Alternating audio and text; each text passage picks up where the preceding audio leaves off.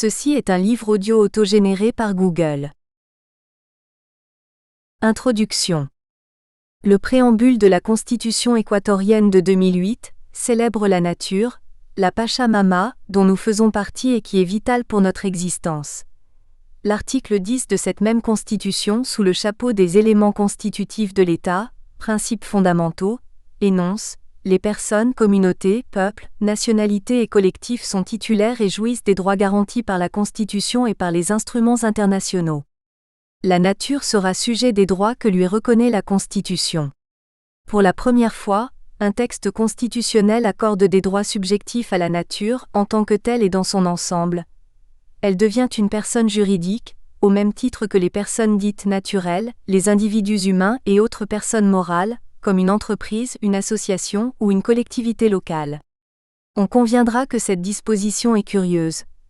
Elle a même toutes les chances de sembler absurde à première vue, surtout aux yeux d'un lecteur européen. Pourtant, cela fait maintenant plusieurs années que des procès sont intentés en Équateur au nom de la nature, et dans certains cas les juges équatoriens ont condamné des infracteurs pour des dommages infligés à la nature elle-même, et décidé que la nature devait être rétablie dans ses droits. La mention de droit de la nature dans la Constitution équatorienne n'est pas un simple artifice rhétorique. Elle a donné lieu à de nouvelles procédures judiciaires. Bon an mal an, les droits de la nature fonctionnent actuellement en Équateur. Que signifie instituer la nature en sujet de droit, si tant est que cela soit possible? Le juriste états-unien Christopher Stone en a fourni un exposé très clair dès 1973, car l'idée n'est pas neuve, dans son article Should Trees Have Standing? À partir d'une analyse en règle de ce que signifie être sujet de droit. En premier lieu, il faut que la chose puisse intenter une action en justice en son propre nom. Deuxièmement, qu'à l'heure de déterminer l'octroi de réparation, la Cour considère les dommages à son encontre. Et troisièmement, que cette réparation soit effectuée à son profit. À cela, il faut bien sûr ajouter un mécanisme de représentation juridique et un ensemble de droits concrets qui puissent être revendiqués devant les cours. Toute chose que la Constitution équatorienne de 2008 s'est efforcée de réaliser. Dans le cas d'un non-humain comme la nature, cette entreprise soulève bien sûr des objections qui sont sans doute déjà venues à l'esprit du lecteur. La nature ne parle pas, elle n'a pas à proprement parler de volonté.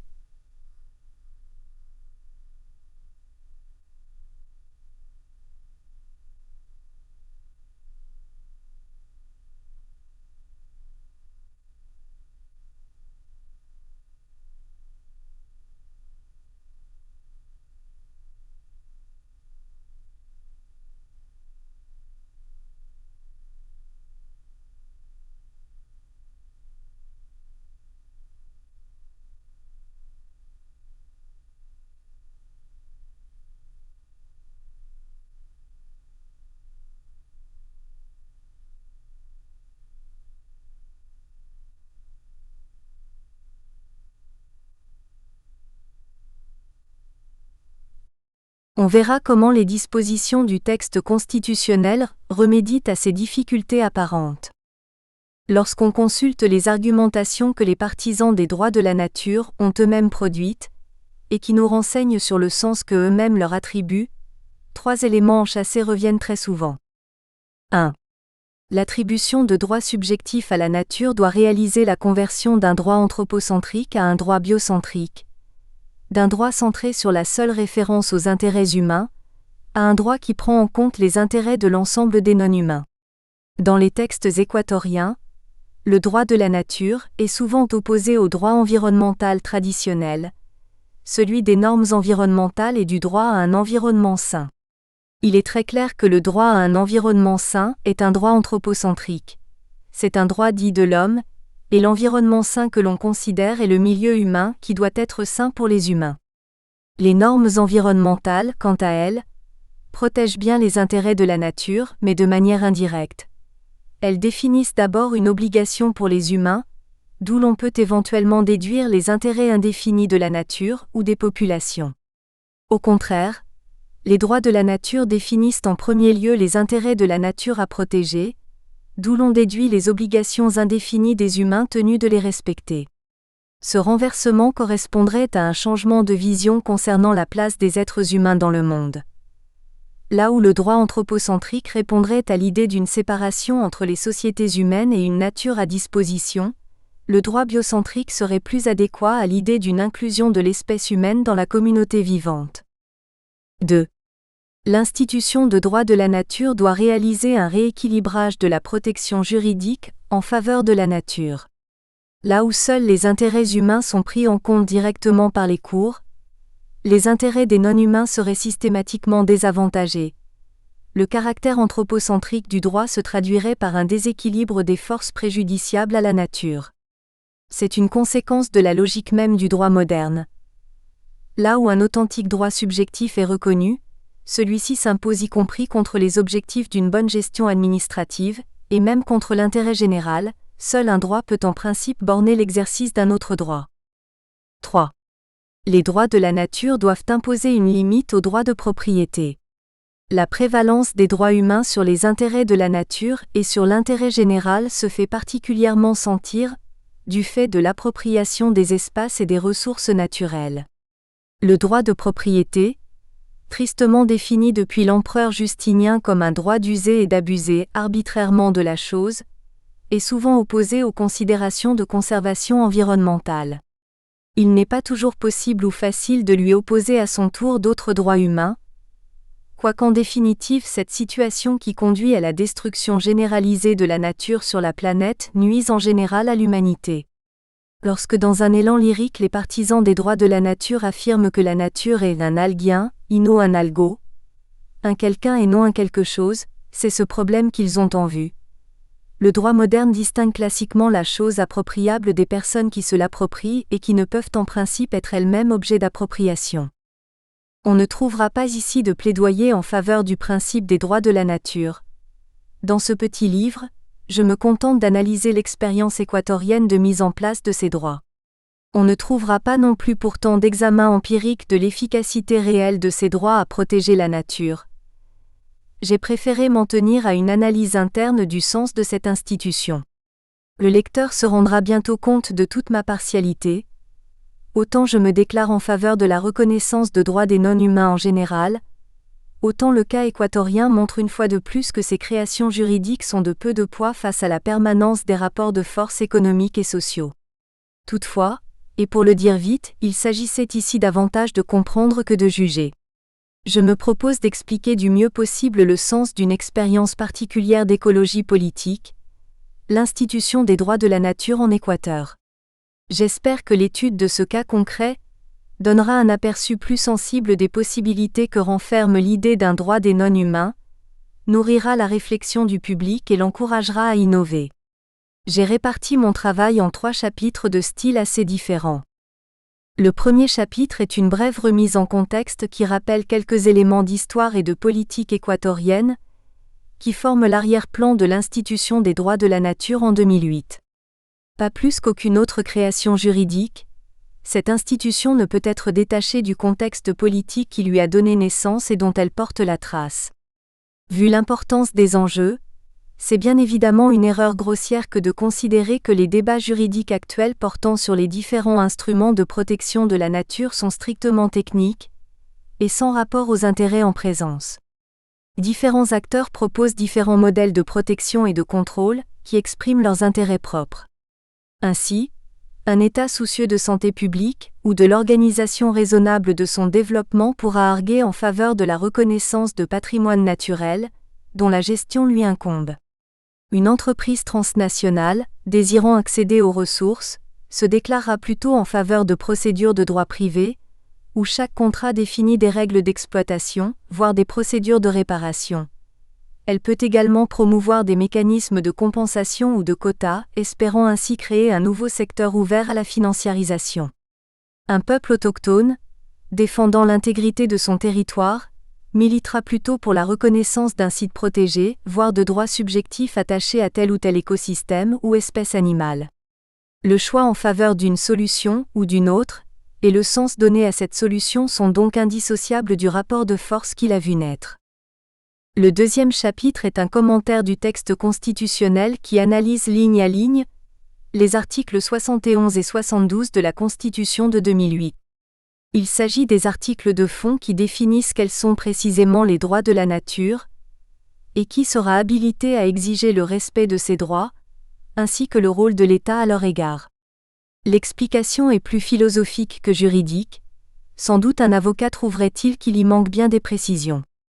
Pour l'interprétation du texte, je me suis appuyé sur plusieurs sources. Premièrement sur les actes de l'Assemblée constituante de Monte Cristi, du nom de la ville équatorienne où elle était rassemblée, qui retranscrivent les débats que la rédaction puis l'adoption du texte ont suscités. Deuxièmement, sur le texte constitutionnel lui-même, non seulement dans les articles cités, mais aussi dans les autres endroits du texte qui le complètent, comme ceux portant sur les normes environnementales ou les devoirs de l'État. Troisièmement, sur les publications de commentateurs latino-américains qui ont pris intérêt au processus constitutionnel et aux droits de la nature, ainsi que sur celles de l'administration équatorienne elle-même, ministère de la Justice, Cour suprême, etc. Quatrièmement, sur la jurisprudence constituée par les sentences déjà rendues sur des cas de droit de la nature depuis 2008. Cette jurisprudence n'est malheureusement pas très fournie, mais elle est assez diversifiée. On en trouvera une présentation rapide en annexe. Le troisième chapitre est une étude de terrain menée pendant 3 mois dans le village de Sarayaku, une communauté autochtone amazonienne de nationalité quichua. C'est en effet une constante du discours équatorien sur les droits de la nature que de représenter cette institution comme l'expression de traditions ancestrales indigènes. Cette interprétation est partagée par les organisations indigènes elles-mêmes qui, de fait, ont été l'un des principaux soutiens des droits de la nature au moment du débat constitutionnel. À première vue, cette association est suspecte, dans la mesure où ni la nature, ni le droit subjectif, du moins dans sa version moderne, ne sont des concepts indigènes traditionnels. Au contraire, ils appartiennent à la tradition occidentale, et on pourrait montrer que l'institution des droits de la nature répond bien davantage à des tendances et à des contradictions internes au droit occidental.